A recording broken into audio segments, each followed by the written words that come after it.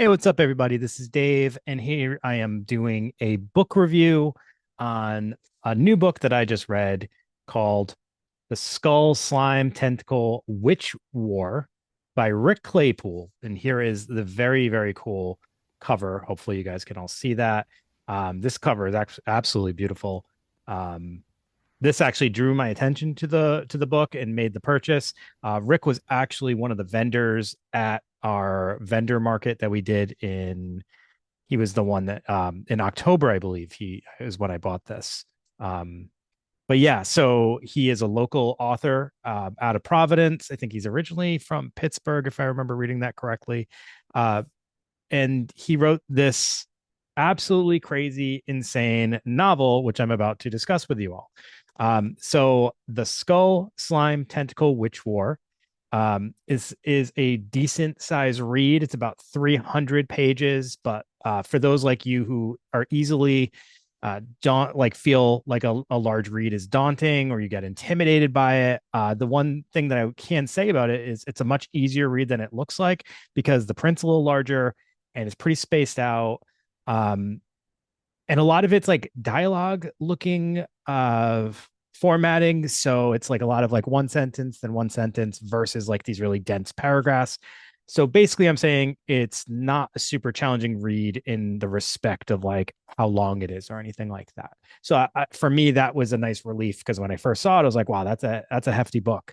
But it was actually not a problem getting through it whatsoever. Now, I have to say, I have literally never read anything in my life like this. To use the word unique doesn't even describe it. I would actually describe it as alien. Um, it's as if Rick Claypool grew up in another world and witnessed things that my mind never thought to put together. There's situations that happen in here that I could never have dreamt up, and somehow they seem to exist in this novel. I just his imagination goes places that I don't think most of ours do, and I think that's what makes this novel so damn interesting is I'm just like what is going to happen or what is happening, why is this stuff happening? um but it's just like an interesting journey to go on. So just kind of giving a brief overview of the book, how it starts. So the main characters in this novel are called Skullface and Tentacle Head, and they're neighbors on the in this like duplex that they live in on the moon in this really shitty town called Moontown. That consists of all these bizarre and grotesque other mutants who are just very emotionally dysregulated the majority of the time. They just all seem to be moving and acting on impulse and desire, and there's no real like regard for anyone. So it's almost like the shittiness that the town represents is also kind of like a feeling in all of them. They're just all very disconnected from each other. The weird thing though is that is kind of a theme that I'll get into a little bit later, that disconnect and then like the meaning of connection. But back to the main character's Skullface. When he gets angry, a pink slime builds in his skull and it spews out and it disintegrates anything that it touches, or anyone that it touches. So that's a thing about Skullface. And then Tentacle Head gets, when he gets worked up, he pukes knives, which he tends to use a lot to stab himself. Um, you introduce a few other characters, like a glob named Slop, that can just kind of like break off into mini slops and all multiple slops. You got a baby who they find in a root beer 2 liter, and it's pouring soda out of its empty eye sockets and mouth and ears. You have a witch called Ugus Bugus, I think is how you call it. You got her, I assume, lover, uh, who is like a town basically with legs. It's just it's insane. These are the characters of this insane read. Um, the story is like this mixture of, I guess you would say, like maybe dystopian world building, um, but like slime and goo and industrial textures all around, and it's very gross feeling at times.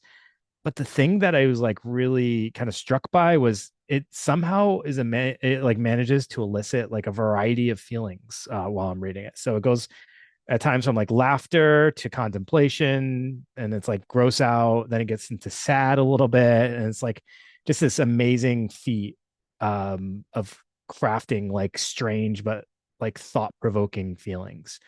um I think this would be a really tough read for people who have a hard time uh imagining things, or like just don't have like a very wild imagination. I think you have to be willing to go on this journey in order to be able to get through this book. And I can envision this book definitely not being for everyone. And I don't think Rick Claypool is writing this book for everyone. I think he's writing it for people who are willing to go on that journey. Um, but there's like, you know, it does challenge you at times.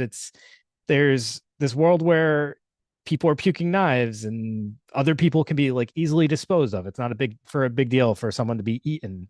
And there's one character, Slop, actually is constantly questioning whether he's going to eat his friends or if he should let them live for a little while longer.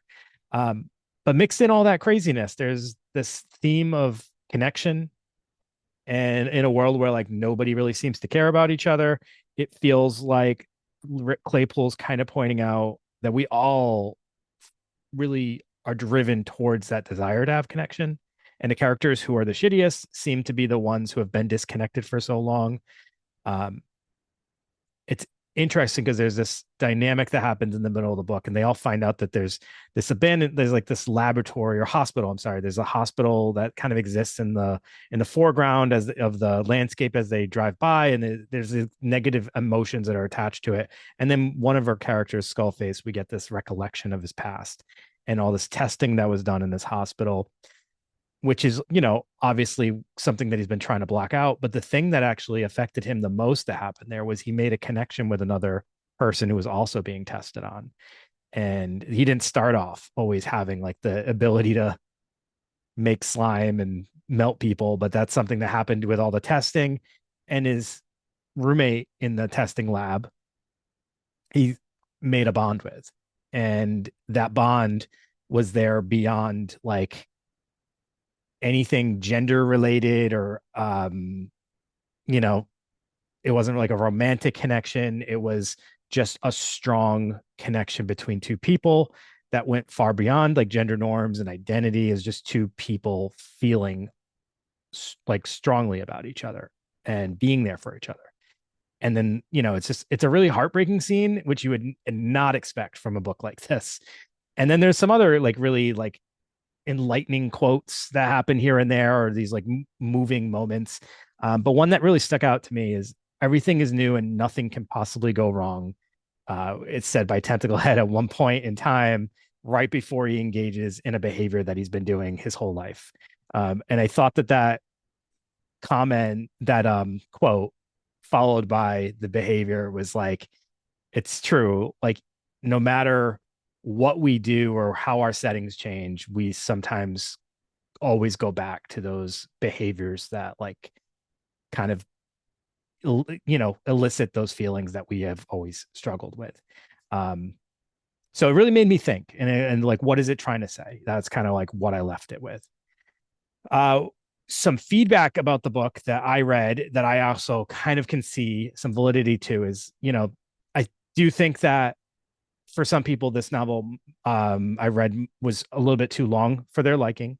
And I definitely think like having a more condensed version of this could have been beneficial to some of the storyline. There was some scenes that I had a harder time following, or felt like they were going on a little longer than maybe I would have liked.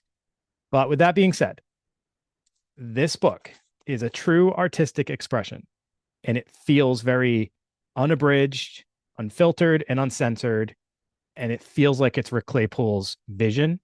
So, with that being said, I don't feel like it's right for me to say to him how he should write his novel when it's coming from such a genuine and authentic place. So, if this is the length that his journey wanted to be, that his story wanted to be told in, then so be it. It was a wild ride. I enjoyed it.